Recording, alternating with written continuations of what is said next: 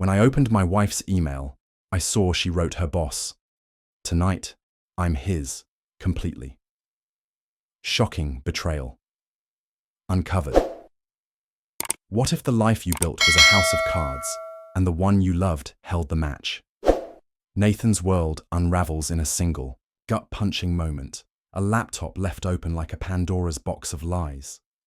He wasn't looking for trouble, just a tracking number. But what he finds is a blazing trail of betrayal that threatens to torch everything he's worked for. Divorce strategy urgent. The words sear into his soul, revealing Olivia, his wife of 11 years, plotting to strip him of his business, home, and future. But that's not the worst of it. Whispers of affairs, plural, slither through her emails, each one a dagger twisting deeper. Who is Jake, and why does his name burn like acid? As Nathan's heart races, the air grows thick with questions. How long has she been weaving this web? What else has she hidden? The silence of their pristine home hides a storm, and Nathan's not just fighting for his assets, he's battling to reclaim his soul. Dive into a tale of deception and defiance, where every choice could ignite a war. Will Nathan outsmart the Queen of Lies, or will her secrets bury him first? I wasn't snooping. Let's make that clear. It was a cruel accident. One of those twisted cosmic pranks life hurls when you're least prepared. Her laptop sat open on the kitchen island. I mistook it for mine. Same model, same sticker on the lid. I just needed to track a shipment of new parts I'd ordered for the company, and then I saw it. Her inbox screamed betrayal. Subject line, divorce strategy, urgent, Harper and Stone Law. I hesitated maybe 3 seconds, hands shaking, not because I suspected trouble, not yet. I clicked, and my world ignited. I want to take his business, house, retirement before he uncovers the affairs. Affairs, plural. He's so consumed with work, he won't see it coming. I've been crafting the narrative, shifting the finances. I want him left with nothing. Signed. Thanks, Olivia. Yeah, Olivia, my wife, the woman I gave 11 years to. The woman I built an empire for, planning to leave it to her if I ever went down. Now she aimed to gut me like a fish in a stream. The room fell silent. Not quiet, but the kind where your pulse hides. I couldn't breathe, couldn't move. But I read on. 19 emails, 3 months of plotting, details, strategies. What to tell a judge, how to stage emotional neglect, how to twist therapy sessions to build her case. Then the part that turned my stomach, literally, I bolted to the sink, retching. Met Jake again today. Same hotel, same room. He makes me feel alive, not like Nathan. Nathan's just a bank account. Jake. I knew a Jake, my old college pal who moved to town 3 months back. The one who started crashing our cookouts, whose wife ditched him, who Olivia insisted I be kinder to because he's lonely. Oh, I was about to teach Jake the true meaning of lonely, but I didn't go ballistic yet. No, I'm not the guy who yells or smashes things. I plan, I wait, I build my arsenal before striking. So I did the only thing I could, forwarded every email, all 19, to my attorney. That man's a shark in a suit. Cold eyes, no feelings, just results. I called him, said 2 words. It's war. Within 24 hours, every asset I owned was locked in a trust. Company shares frozen. The house shielded. Retirement funds moved to a secure account, untouchable without dual consent. She had no clue. I left town, retreated to a cabin I owned in Montana. I needed space, air, to breathe without tasting her lies. She called the next day, 10 times, texted 50. Where are you? You okay? I'm worried. Worried. The woman who wrote 3 days earlier. Once the narrative's solid, I'll paint him unstable. Easy win. My fingers burned to reply, but I held back. I waited, because when she filed her papers, tried to race me to court and strip me bare, her lawyer called mine, requesting a meeting. Olivia hadn't told him everything. When my lawyer slammed 38 printed pages of her emails on the table, plus my asset protection breakdown, her attorney reportedly went ghost white. Now I'm in this cabin, staring at a frozen lake, waiting for Olivia's next move. She doesn't know I'm back. She thinks she's still winning. But the real show hasn't begun, because if she wants war, she's getting nuclear, and I've got the codes. I returned to town quietly. No posts, no hints. Olivia thought I was still away on business. That gave me the edge. The day I saw Jake again was almost scripted, except it wasn't a film. It was a nightmare with the volume maxed. I walked into our favorite diner, the one Olivia used to drag me to every Sunday, claiming it felt like Paris. Funny, now it's where I'd catch her world crumbling. I wasn't there for coffee. I was there because I had eyes in the city now. People who owed me. People who could track silently. They tipped me off about Olivia's routine. Gym, diner, meetings. I knew what that meant, so I sat by the window, hoodie up, head low, pretending to scan a newspaper like some gritty private eye. Then they strolled in. Olivia in her oversized navy coat, skinny jeans she called errand clothes. Jake, sporting that smug grin, acting like the universe was his. They didn't spot me. Holding hands, she pecked his cheek. He grabbed her waist like he owned her. My jaw cracked from clenching, but I stayed still. They sat 3 feet away, oblivious. Olivia pulled out her phone, scrolling, leaning in. So, what's the deal with Nathan? Still clueless? She laughed. He's out of town again, probably saving the world as usual. He wouldn't notice if I emptied the vault and torched the house. My fists balled in my pockets, nails biting skin. Jake asked, "Still think we can pull this off? Take it all before he catches on?" She nodded, voice hushed. "His lawyer's a nobody, just a name. I've got it all planned. He'll be blindsided." "Oh, darling, if only you knew." Jake leaned closer, whispering something that made her giggle. Then right there, her hand slid under the table toward his lap. I didn't need to see where it landed. His smirk told all. That was enough. I stood, calm, quiet, walked to their table, and stopped. Olivia looked up, froze. "Nathan!" She gasped, like I was a spectre. I smiled. "Jake." I nodded.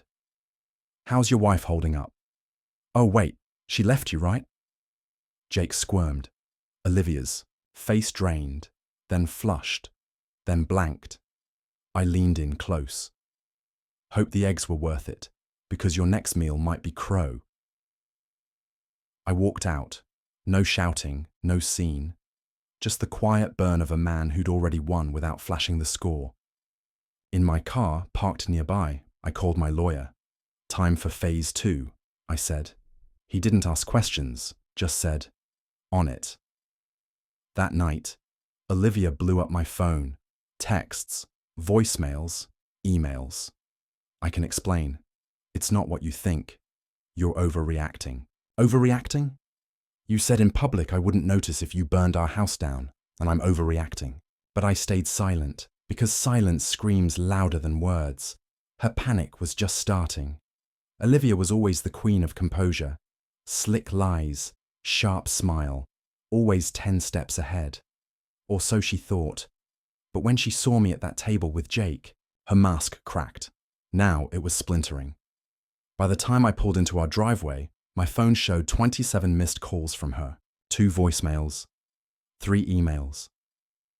She hadn't called this much when her mum was in the ER. I didn't answer. I needed her rattled, second-guessing. I walked through the front door like I hadn't just torched her fantasy. The house was pristine, like she'd remembered she was married to someone who notices details. The air smelled of pricey candles, probably trying to mask guilt with sage and cedar. She appeared at the staircase, in leggings and an oversized sweater, the one she wore to seem innocent, fragile. "Nathan." Her voice was soft, shaky, staged. I looked up, dropped my keys in the bowl by the door. "Talk here, or should I reserve a booth at the diner where you plot with your boyfriend?" Her jaw twitched. It's not like that. Spare me. I brushed past, heading for the office. She trailed, stumbling over words. I screwed up. No, I turned. You schemed. Her mouth opened, then shut. Her eyes hunted for a lie that'd stick, but she was out of glue. You read my emails, she said, voice edging up. That's a violation. I laughed, genuinely. You plan to rob me blind, sell my life like a yard sale, and you're crying privacy. I was furious, she snapped. You're never home, always at the office, always with that damn company. So you found comfort in another man's lap. Then, another, then hired a lawyer to ruin me financially. I crossed my arms. Got it, totally fair. She broke, tears starting, but not from remorse. Survival tears. The kind liars shed when the con fails. I was scared, she whispered. You were slipping away. I didn't know how to reach you. I stepped closer. So, you reached for Jake. Silence. I gave you everything, Olivia, I said softly. Everything. I built a life big enough for both our dreams. And you tried to steal it, like I was just a rung on your ladder. She didn't deny it, didn't apologize, just stared with wet, wide eyes, like a kid caught stealing. I leaned in, locked eyes. You wanted war. I gave you a head start. Let's see how far you get. I left her there, went to the guest room, locked the door. I didn't trust myself to sleep beside her. That night, I lay awake, heart racing, thoughts colliding. The woman I loved wasn't real, an illusion I'd helped create. The betrayal wasn't just the affair, it was everything. The manipulation, the lies, the way she saw me as an obstacle to her happiness. She thought she broke me, but she didn't know I break quietly. And when I rebuild, I don't leave room for those who tore me down. Next morning, Olivia acted like nothing happened. She was in the kitchen, making waffles, my favourite, with raspberries and that vanilla she saved for special days. She wore the apron I got her from Florence, untouched since our honeymoon. It was all a show, and I knew it. Morning, babe, she chirped, like her emails weren't in a legal file labelled marital betrayal and theft. I stared, wondering if she really thought this would work. Hungry? She asked, flipping a waffle like a sitcom mom. I pulled a chair, sat. What's Jake having for breakfast? The spatula clattered. She didn't turn. We should talk, she muttered. Oh, now we talk? After the lawyer, the hotel rooms, after plotting to strip me like a junked car. I was livid. I was hurt, she said, turning, arms crossed. You shut me out. So you opened your legs for Jake. Got it. Don't say it like that. Her voice cracked. I'll say it how I want, Olivia. You earned it. She stepped closer, voice softening. I miss us. Maybe we can save this. I laughed, bitter, sharp. Before or after you take the business, house, and retirement, you skipped save in your emails. I never filed, she yelled, mask slipping. I thought about it, drafted things, but didn't follow through. Because I beat you to it, I snapped. Because your lawyer choked when mine handed him the proof. Don't pretend it was love. You ran out of time. She stepped back, eyes narrowing. Or throwing this all away. All this. I gestured around. Olivia, you threw it away the second you made me the villain in a story where I was the only one fighting for us. She didn't cry, didn't beg. She went cold. You think you'll win? She said flatly. You think those emails will make you look clean? You don't know courts. I can spin this, make you the absent, aggressive husband. They won't care about private messages.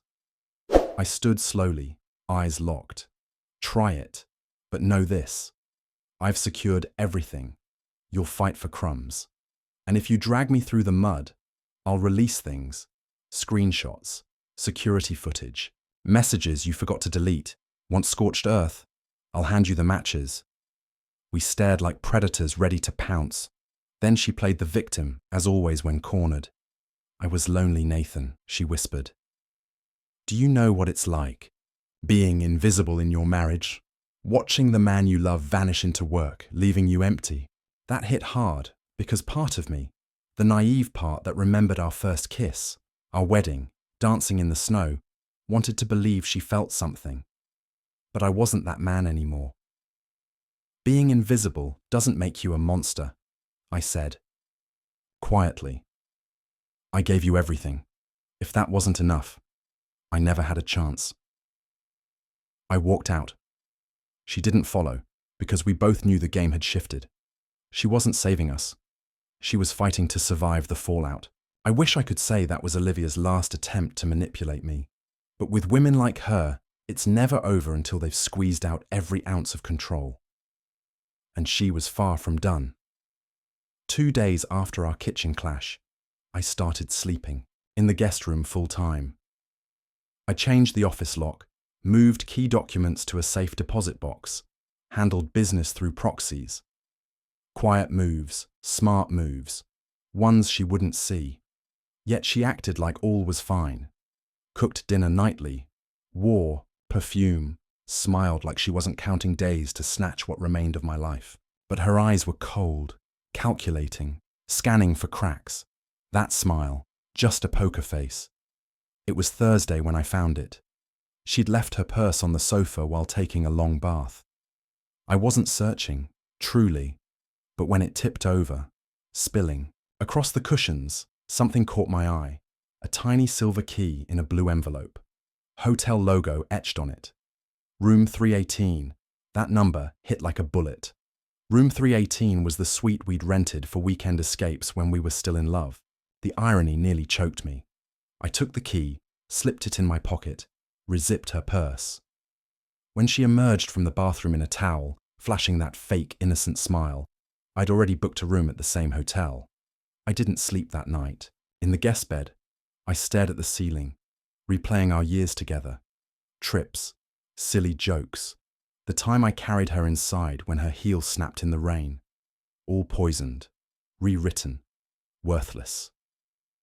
By Friday evening, I drove to the hotel, parked, 2 blocks off, entered through the side. Baseball cap, low, hoodie up, room key ready. Room 318 was silent. I waited. I wasn't sure what I was doing.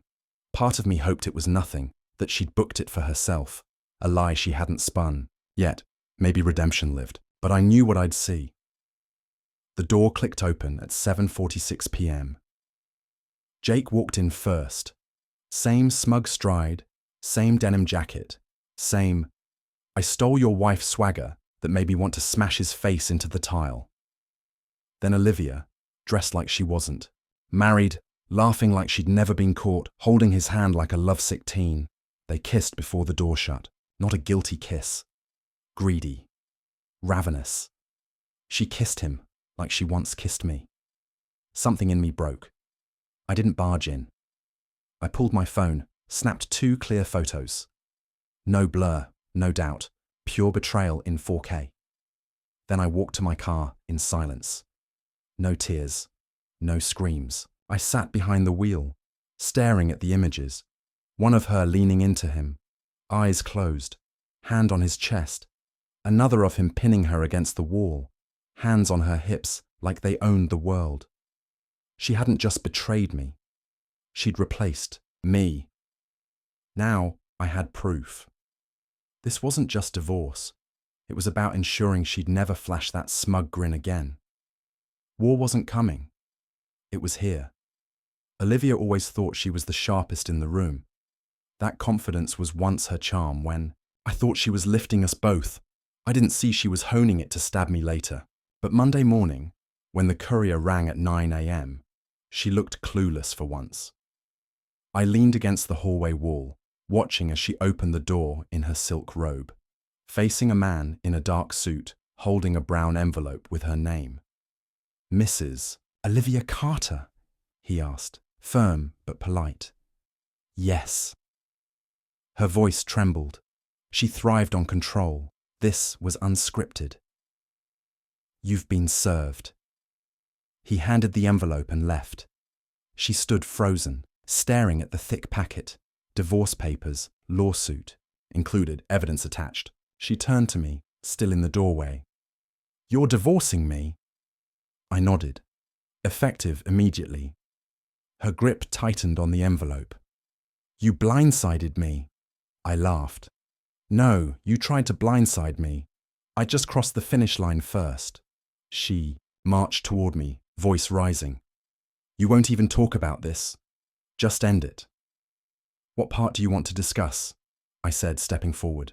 The lies, the hotel, the emails to your lawyer, or how you called me a paycheck while kissing Jake in the room where we marked our 5th anniversary. Her jaw clenched. You spied on me, she snapped. No, Olivia, I verified. I stepped closer.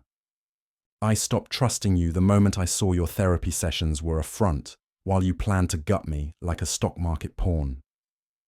You don't get it. No, you don't. I pointed at the envelope. I've locked it all down. You get nothing. You tried to steal.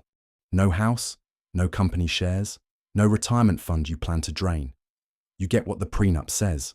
You forgot we had one. Her face paled. You're bluffing. I pulled my phone, opened my lawyer's email, showed her. Screenshots, contracts, time-stamped messages, photos. She stumbled back like I'd pushed her. You can't do this. I just did. She sank onto the couch, papers in her lap, scanning for an escape. There was none. Do you love him? I asked, voice icy. Jake. No answer. I didn't need one. I hope he's worth it, I muttered, because you burned everything for him. You weren't here, Nathan. No, Olivia. I built a life for you. I gave every second I had after fighting to secure us. You didn't want a husband. You wanted a sponsor. I shook my head. Now you get neither. She stood, eyes blazing. You'll regret this. I smiled, calm, sharp. I already regret you. I went upstairs, grabbed my suitcase, and left. No drama, no final shout, just a clean exit. As the door closed, I knew I'd never let her take anything again. Not my money, peace, or soul. This wasn't heartbreak. It was liberation. 2 days after serving Olivia, the silence in the house I once called home felt holy. I wasn't staying there anymore. I'd moved to a downtown loft. Simple.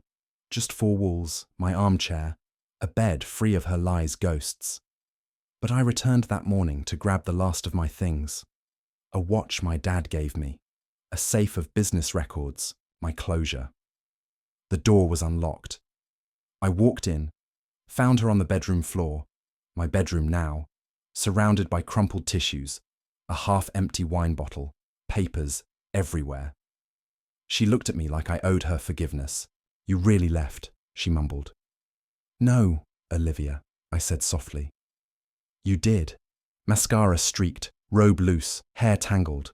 Not cute, but raw, exposed, trapped. She started, stopped. I didn't think you'd go through with it. I thought you loved me. I didn't answer right away. Love doesn't just die. It bleeds out, slow, painful, gasping until it's just resentment and silence. I did love you, I said finally. Harder than anyone should have. That's the problem. You saw my love as weakness. She looked away. I knelt by the nightstand, opened the drawer, grabbed the safe. She watched like I was a stranger raiding her past. Then she asked, was any of it real? I paused, not for doubt, but to make her feel it. Everything I gave was real. I said, standing.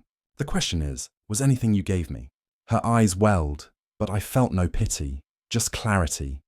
She stood, stepped closer, like she'd try one last trick. What do I do now? I tilted my head. Start over, like me, just without the life you planned to steal. Then, with one last card, I turned at the door. Oh, and Jake? He's been served too. Her head snapped up. What? Adultery clause in the prenup. His name's on the receipts. He'll be dragged to court as a witness. If he thinks you're moving in, good luck. I smiled. Pretty sure his lease doesn't cover lawsuits. The silence was sweet. I walked out, left her holding a bottle and nothing else. At my loft, I sat on the balcony, coffee in hand, watching the city pulse. I'd lost a marriage but gained something better. Myself. No more lies, no walking on glass. No pretending I was happy while she rehearsed betrayal. Just me, unbroken, rebuilt, ready for what's next. You don't just stop loving someone overnight. That's movie nonsense. In life, it's a slow death. 1,000 small betrayals before the big one splits you open. But once it does, there's no return. It's been 3 weeks since the papers hit. The storm came and went. Lawyers, meetings, pressure from her friends, even fake chance run-ins at places she never visited alone. She tried everything but groveling, and I knew she would. But I didn't crack, didn't flinch. Olivia underestimated one thing she couldn't twist: clarity. Once I saw her true self, the veil fell. Every smile I thought was love, every crocodile tear, every "I've got your back," all ash after that email. The betrayal wasn't just the affairs, it was surgical, how she crafted her exit like a corporate takeover. Cold, calculated, ruthless. She didn't just cheat, she studied me, found my blind spots, struck there. For what? A guy with a leased Porsche and an ego to fill a coliseum. Few months of thrills and secrets, just to choke on her lies in court. But here's what I didn't expect. I'm not angry anymore. Anger burns energy, and she's not worth a spark. What I feel is cleaner, sharper, freedom. I'm running again, cooking for one, sleeping sound. I signed a deal last week to triple my company's value next year. Didn't think of her once, while signing, not even passing the ramen shop we loved. She didn't just betray me, she freed me. Freed me from a woman blind to my worth, from a future I'd have wasted shielding someone already out the door with stolen dreams. Freed me from thinking love means eating disrespect. There's power in letting go, in walking away, not because you're shattered, but because you see. I've learned from the rubble. Watch what people do when they think you're blind. That's where truth hides. If someone calls you crazy for noticing distance, silence, shifts, trust your gut. It's not paranoia, it's your soul shouting. And if someone's love comes with strings, schemes, or manipulation, it's not love, it's control in a pretty mask. So if you're in your own storm wondering whether to stay or go, hear this from someone who's seen hell and emerged colder, clearer. You're not weak for loving them, but you'll be stronger for leaving. As for Olivia, I don't hate her, don't miss her. And that's how I know I'm finally free. Betrayal doesn't just break you, it reveals you. Nathan's journey through Olivia's calculated deception stripped him to his core. Yet from the ashes of her lies, he forged a truth sharper than any blade. Your worth is not defined by those who exploit your love. Her emails, her affairs, her ruthless plan to dismantle his life weren't just attacks. They were mirrors reflecting her emptiness and his resilience. The lesson burns clear. Trust your instincts when the air feels wrong, when silences grow heavy with unspoken truths. Love should never demand you shrink or sacrifice your dignity. If it does, it's a transaction, not a bond. To those caught in the shadow of manipulation, know this: walking away isn't defeat. It's reclaiming your power. Let go of those who weaponize your devotion, for they'll never grasp the strength it takes to rebuild from nothing. Nathan's scars are his map, guiding him to a life untainted by deceit. Choose yourself, even when it hurts, because the pain of betrayal fades, but the freedom of self-respect endures. The deepest revenge is living well, not for their eyes, but for the soul you refuse to let them steal.